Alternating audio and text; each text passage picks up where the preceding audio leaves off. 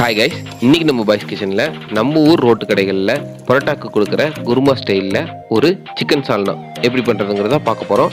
So வாங்க வீடியோக்குள்ளே போகலாம். நான் இன்றைக்கி 50 பரோட்டா சாப்பிட தேவையான அளவுக்கு சால்னா வைக்கிறதுனால 2 கிலோ அளவுக்கு சிக்கன் எடுத்திருக்கேன். ஸோ இதுக்கு தகுந்த மாதிரி மற்ற பொருட்களையும் எடுத்துக்கலாம். இப்போது நான் ஒரு 7 பச்சை மிளகாய் எடுத்திருக்கேன். அது கூடவே பிரியாணி இலை எடுத்திருக்கேன். சோம்பு ஒரு 4 ஸ்பூன் எடுத்திருக்கேன். சீரகம் 2 ஸ்பூன் எடுத்திருக்கேன். கல்பாசி எடுத்திருக்கேன். அது கூடவே அன்னாச்சி பூவும் கிராம்பும் கொஞ்சம் கொஞ்சமாக எடுத்திருக்கேன். இப்போது ஒரு பாத்திரத்தில் கொஞ்சமாக எண்ணெய் சேர்த்தி எண்ணெய் சூடானதுக்கப்புறம் நம்ம எடுத்து வச்சிருக்க பொருள் எல்லாத்தையும் ஆட் பண்ணி நல்லா ஃப்ரை பண்ணி விட்டுக்கலாம்.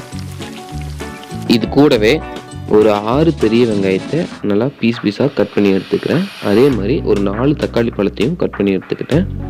தேவையான அளவுக்கு கொஞ்சமாக இஞ்சி பூண்டு பேஸ்ட்டும் எடுத்து வச்சுருக்கேன். இப்போது ஃபஸ்ட்டு வெங்காயத்தை இதில் ஆட் பண்ணி அதோட கலர் மாறுற வரைக்கும் இதை நல்லா ஃப்ரை பண்ணி எடுத்துக்கலாம். வெங்காயம் இந்த அளவுக்கு நல்லா ஃப்ரை ஆனதுக்கப்புறம் நம்ம கட் பண்ணி வச்சுருக்க தக்காளியும் இது கூட ஆட் பண்ணி அதில் தேவையான அளவு உப்பும் சேர்த்து இதை நல்லா ஃப்ரை பண்ணி விட்டுறலாம்.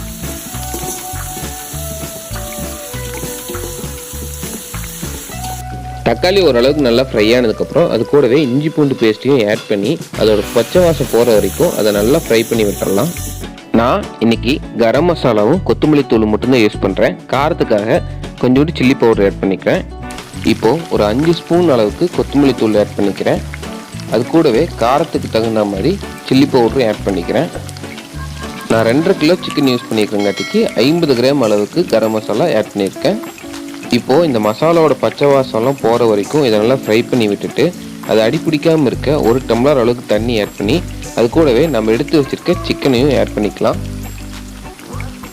இப்போது ஒரு 2 ஸ்பூன் அளவுக்கு மஞ்சள் தூள் ஆட் பண்ணிவிட்டு எல்லா மசாலாவும் சிக்கன் கூட நல்லா மிக்ஸ் ஆகி வர மாதிரி இதை நல்லா கிளறி விட்டு ஒரு மூடி போட்டு ஒரு 10லேருந்து 15 நிமிஷம் வரைக்கும் நல்லா வேக விட்டுடலாம்.